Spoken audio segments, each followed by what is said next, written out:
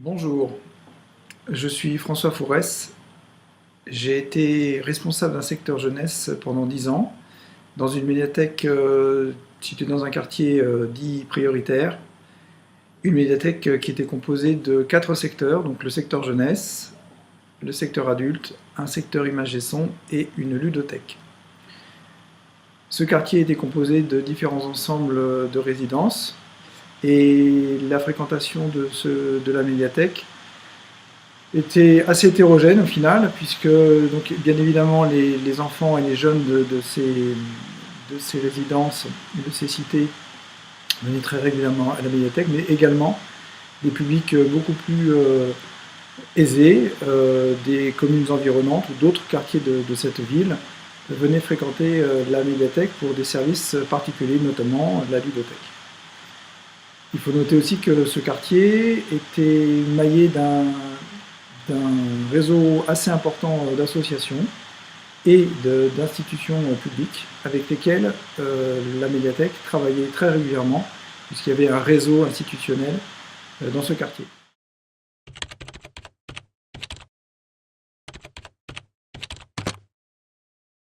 Alors, en ce qui concerne plus particulièrement le secteur jeunesse, il avait vocation à recevoir des publics qui allaient de la petite enfance jusqu'à la fin du lycée, avec une première partie qui regroupait un espace multimédia et l'espace des livres documentaires. Puis on pouvait accéder à l'espace roman, auquel était accolé un espace consacré au magazine. En plein milieu du secteur se trouvait la banque d'accueil, Ronde, qui pouvait accueillir 2 agents. Il y avait un espace donc, qui concernait les bandes dessinées et un espace en particulier pour les mangas. Puis ensuite, la dernière grande partie du secteur regroupait à la fois les albums et les albums de contes et les recueils de contes, ainsi qu'un espace particulièrement dédié donc, aux bébés lecteurs avec des imagiers et des premiers albums. Il faut noter aussi que dans ce secteur se trouvaient deux OPAC pour la consultation et la recherche.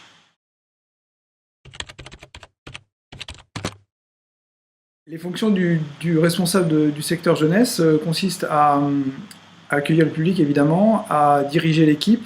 Donc là, elle était constituée de 4 agents du patrimoine, à s'occuper donc de toute la gestion, budgétaire, des acquisitions de documents, donc de tout type, hein, des magazines, les documentaires, les albums, les bandes dessinées, à préparer les animations, à coordonner les différentes actions à la fois de l'équipe, et puis donc de coordination aussi avec le bibliothécaire et les autres responsables de secteur.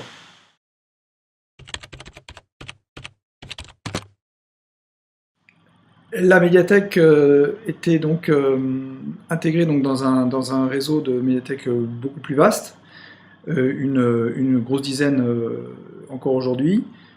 Le système donc d'acquisition des documents se faisait par commission d'achat, donc qui se réunit en moyenne 6 fois par an, donc selon des thèmes, donc par exemple art et loisirs, albums, bande dessinée, commission musique, commission cinéma, donc entre les fictions, les documentaires, pour tout ce qui était donc roman français, roman étranger, etc. Donc chaque responsable de secteur participe à une ou plusieurs commissions et donc achète pour son propre secteur, mais aussi pour d'autres secteurs. Donc le système d'acquisition est mutualisé à la fois pour les sélections et pour les achats en plusieurs exemplaires.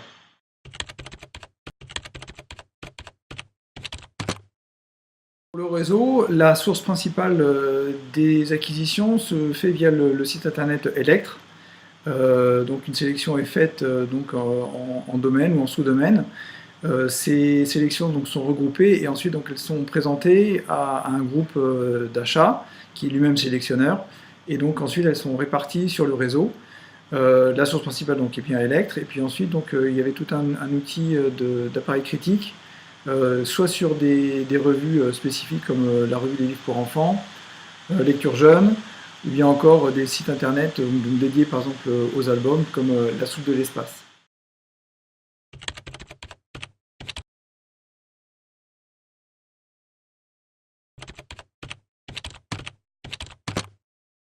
Donc je le redis, la veille documentaire des nouveautés se fait via ce système d'acquisition de commissions d'achat. Pour ce qui concerne la veille professionnelle, le réseau bénéficie d'un système de veille documentaire élaboré chaque semaine par des collègues dont c'est plus particulièrement les missions, autour donc de tout ce qui concerne la bibliothéconomie, l'innovation, les animations, le domaine du livre et du numérique.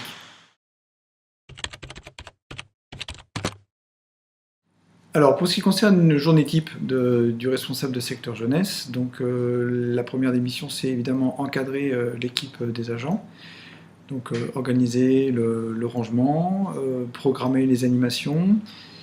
Il y a toute une partie aussi qui concerne les accueils des publics, donc de la petite enfance, des scolaires, d'autres groupes, notamment de publics spécifiques. Ensuite, toute la partie donc, qui concerne le traitement des collections, donc l'exemplarisation, l'équipement, les commandes de documents, la participation donc, aux commissions d'acquisition comme j'en parlais précédemment. Et puis après il y a tout le travail donc, en lien avec l'équipe de direction, donc le bibliothécaire et les autres responsables de secteur.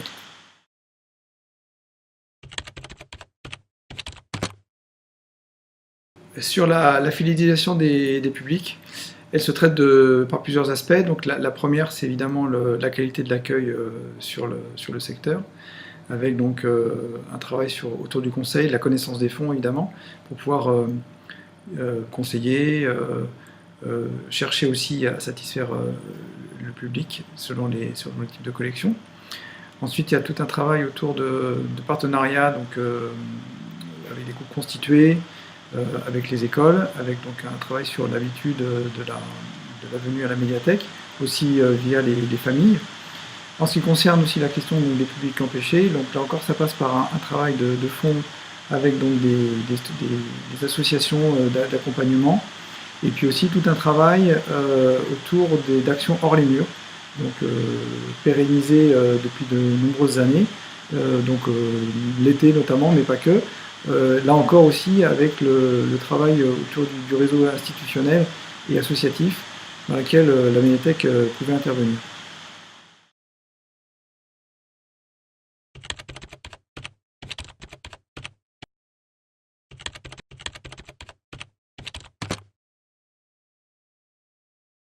Sur les partenariats qui concernent donc les publics empêchés ou la fidélisation des publics, deux grands axes. La première, donc, il s'agit des associations de quartier ou des associations culturelles avec lesquelles on pouvait travailler, donc tout ce qui était éducation populaire, ça c'est le premier aspect. Et le second, c'est évidemment les institutions, donc à la fois l'institution scolaire en premier lieu, donc des groupes scolaires ou des enseignants avec lesquels on pouvait travailler de manière plus régulière, autour de l'animation de café des parents ou d'animation spécifique autour du livre, donc dans les écoles.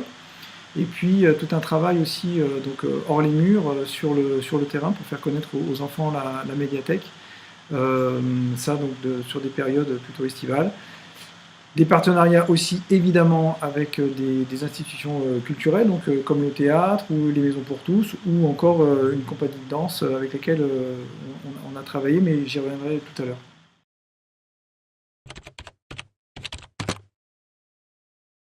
Donc sur le concept de troisième lieu, évidemment c'est un concept qui est connu donc, depuis un certain nombre d'années maintenant dans le milieu des bibliothèques.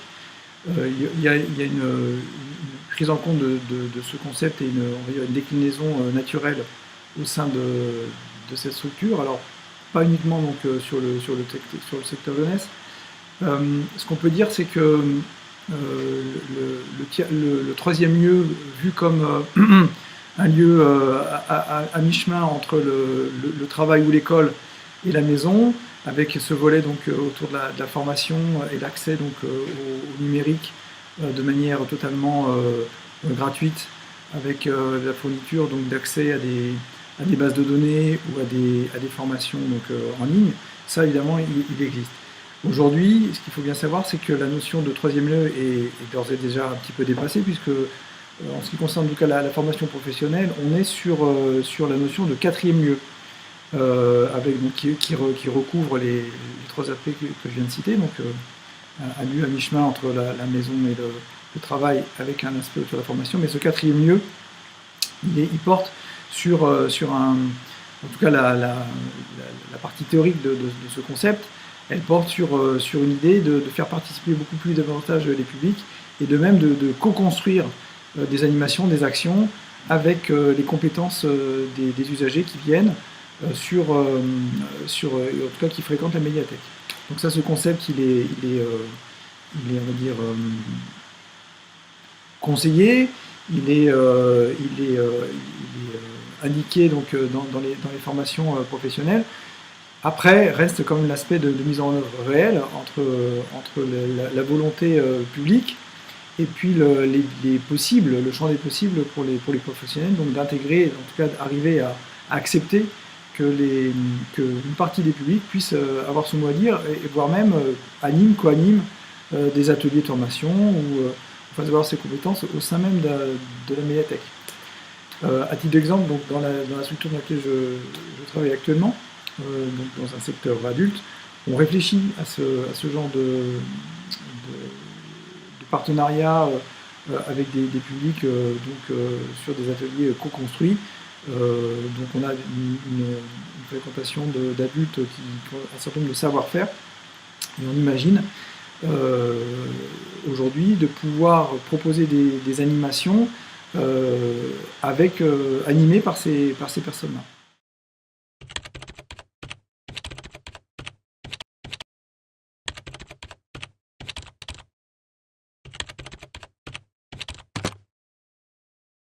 Alors, je reviens quand même sur la notion et le concept de troisième lieu, puisque c'est là-dessus que vous m'interrogez. Donc, sur la mise en œuvre et sur les facilités donc, offertes par la puissance publique, en tout cas la tutelle sur la mise en place de ce troisième lieu, elle porte essentiellement donc, sur l'aspect accès à la formation de manière gratuite, donc destinée aux usagers, avec donc des ordinateurs qui sont et des connexions donc, qui sont de très bonne qualité.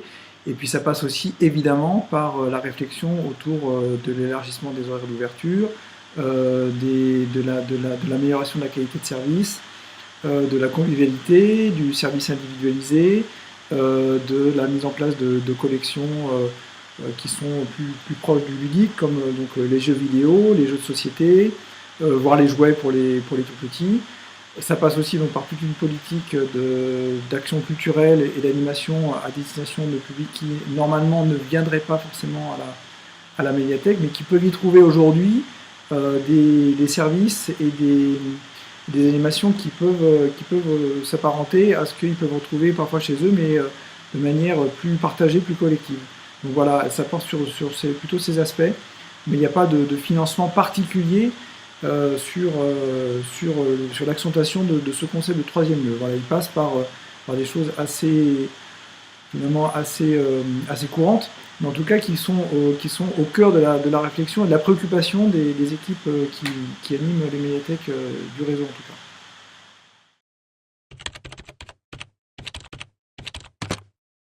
Alors un dernier exemple de partenariat avec une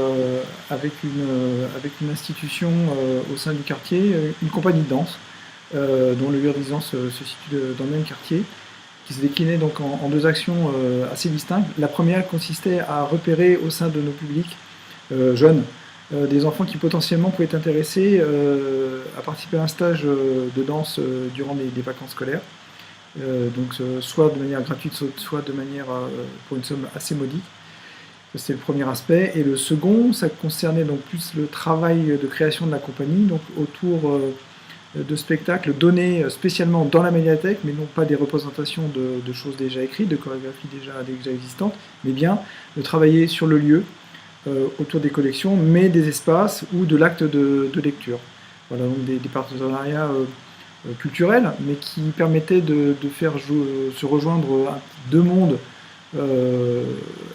a priori assez éloignés, mais qui en même temps permettaient de faire circuler les publics à la fois au sein de la médiathèque, mais aussi pour certains des publics de découvrir d'autres modes d'expression artistique. Voilà, j'espère que j'ai répondu de manière satisfaisante à vos questions.